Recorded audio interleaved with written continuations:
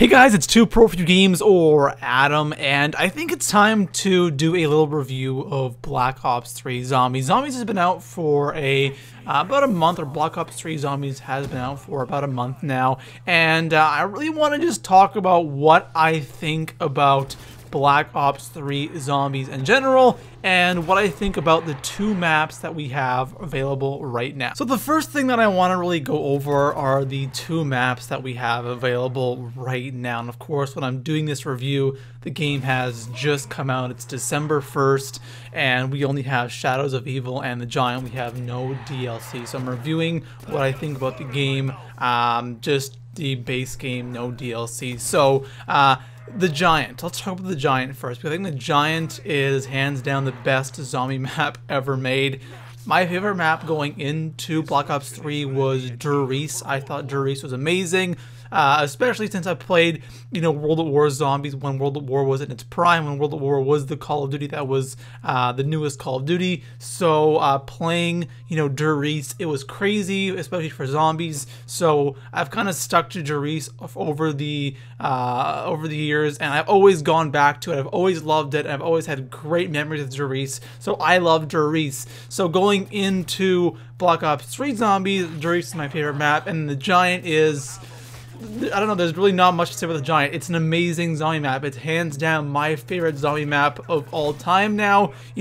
I love the original Der Riese. I love Black Ops 1 Der Riese, but the Giant, it's just amazing. It looks so nice, and plus you can do those little Easter eggs, which is really awesome, and they have a whole bunch of new features that just make it a great time in general. So the Giant, there's really not much I want to go over talk about the Giant, because the Giant is just so good. It's Der Riese. You guys know Der Riese, especially if you've been following my channel for a long time. You guys know how much I like Der Riese. It's pretty much the same thing, and it's zombies, right? It's not complicated. It's basic. You open doors, turn the power on, link a couple teleporters, get your pack-a-punch going, and you're set. It's a really basic zombie map, and I think it's a huge reason why people love the Giant. Now, on the other hand, Shadows of Evil. I think people are on the fence about Shadows. Now, personally, I like Shadows. I think Shadows is a great map, but I can totally understand why some people don't like this map, because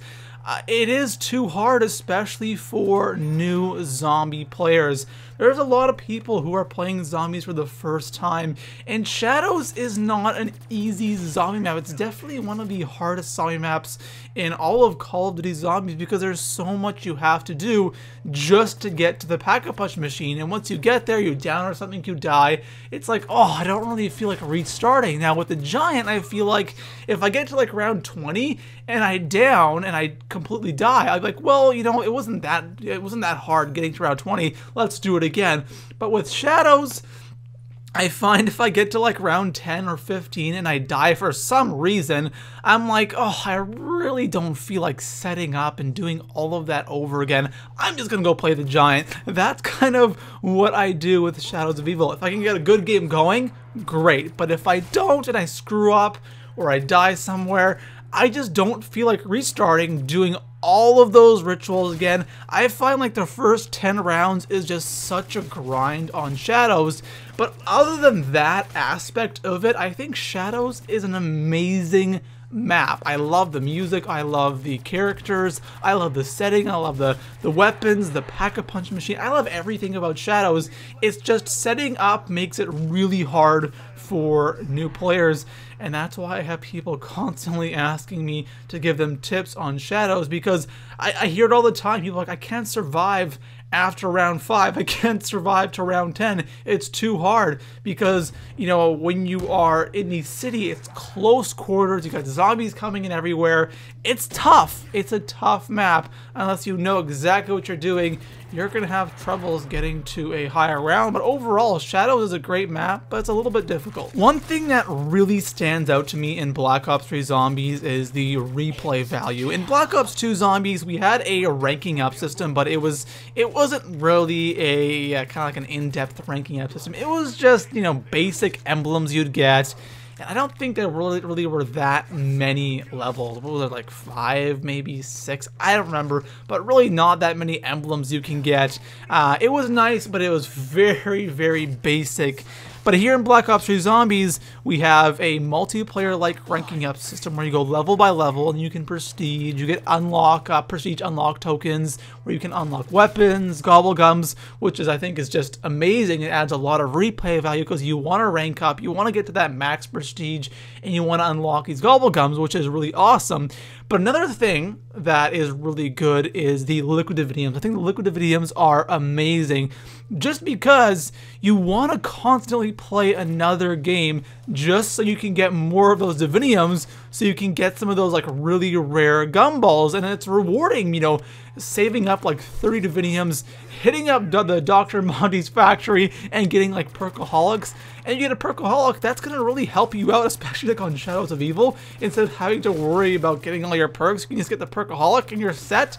It is really awesome and really rewarding getting some of these awesome gobble gums. And talking with the gobble gums I think were a great idea as well. I'm not crazy about the classic gobble gums, which I completely understand why they're not that powerful, because if they were more powerful, then it would just be completely OP. I love the mega gumballs, how those are really tough to get, or some of them are really tough to get, and some of them are really powerful and really rewarding when you do get them from grinding out those liquid dividium. Now the last thing that I want to mention is the Pack-a-Punch, and again in Black Ops 2 Zombies, when you double Pack-a-Punched, what you would get is attachments, and you kind of don't really need that, of course, anymore in Black Ops 3 Zombies, because you can put attachments on non-Pack-a-Punch weapons, which is a really good idea as well. I'll think about the camos on it.